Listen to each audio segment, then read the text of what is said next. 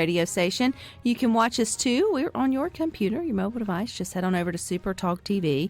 No, it's not Friday yet, but we will be out in Brandon tomorrow here for Good Things for Jubilee Days. So we got Tanya in the house today to talk movies because life's been busy for both of us, and so we hadn't been here in a while. Okay, Rhino, was that a song for some? Tanya's already shaking her head. Is that the new? Is it? I don't know if Marvel's the right word, but Super Person. Okay, no. I don't know. It was a re-release. It was a re-release. So I think you had mentioned this a couple weeks ago. What is it, Tanya? Star Wars.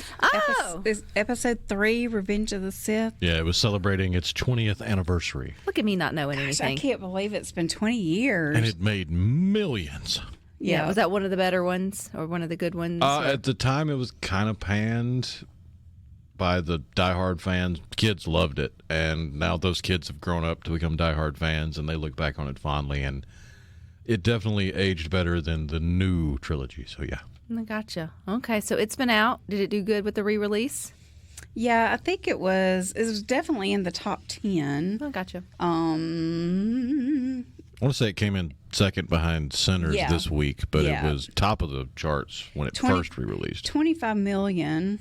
That's crazy. Yeah, and Sinners was 45, and then The Accountant Part 2 was behind Star Wars. So yeah, there's some serious fans out there. Yeah. They were all yelling at the radio like, "Woman, why don't you know this?" And I'm like, "No, I don't. I still have never seen one in full, but that's okay. That's for another day."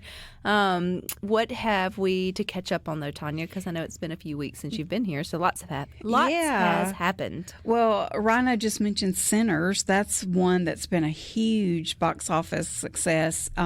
It's directed by Ryan Coogler, who is the one that brought us the wonderful Black Panther films, and it stars Michael B. Jordan. He plays two roles. He plays a set of twins, and anyway, it's got all kinds of interesting plot twists, but he's also up against some supernatural kind of things going on. But this is one of those movies that seems to be gaining momentum just from word of mouth. People are really liking it. And so people that maybe didn't go see it that first weekend went to see it, the next. And that's why it's still number one. I was looking, so the Mississippi Band of Choctaw Indians, they have a connection to it. So yeah, from the very beginning, I think they have a scene featuring Mississippi Choctaws. It opens with a powerful scene featuring Mississippi Choctaw. Yeah, and it takes place in Clarksdale. So that's pretty cool. Yeah. Have you seen this one? I have not. Gotcha. I want to, and I will, but I just haven't gotten to see it quite yet. But one I did get to see, The Accountant 2, finally a movie for my people. The Accountant came out several years ago, and it did well, and I thought it was a good movie. And enjoyed it at the time. And they have been really working on this sequel ever since. And ultimately, the intention is to do a trilogy. So this is the movie. Ben Affleck stars in it. He's autistic, and his superpower is he's really good with numbers. And so he launders money for big time bad people, powerful, deadly people. And so in the first movie, we got introduced to him and saw what he did, and him having to get out of trouble basically. And this one picks up where there's like some I'm trying to think of he is sought, like some more dangerous people want his talents. Yeah, but they seek him to help. There's like this mysterious disappearance of this family, and so the Financial Crimes Division, they're trying to find them, and one of the guys gets killed. And I'm not spoiling anything because this happens pretty quick, but on his arm it says "Find the Accountant" to get help with this. And so they find him, and we find out in the first one, his brother, who he hadn't seen in years, was still there, and is an assassin. So great family there, and they reunite in this one, team up to work together to. Is the first one streaming anywhere if people want to catch up? Do you need to see the first one before you see this one? Yeah, I don't think you do. I think they are both it's very independent, but it is streaming because I actually watched some of it last week because I was trying to refresh my memory on some things. But I can't remember what service it was on. And you said your family enjoyed that, like you said, one for my crew. So does your well, just us accountants, you know. Oh, you mean? I was like, you took your whole family? That's funny. Yeah. But fortunately, I am not the same type of accountant as this as Ben. So, but this weekend is a big Marvel weekend. Yes. So Thunderbolts is out now. That's the name of it. Yeah. For the life of me, I couldn't remember it. And I mentioned seeing this trailer a couple of months ago and how the trailer was terrible, and I thought this movie was going to be terrible. I've not seen it yet because I think the first showing is at 4:00 today.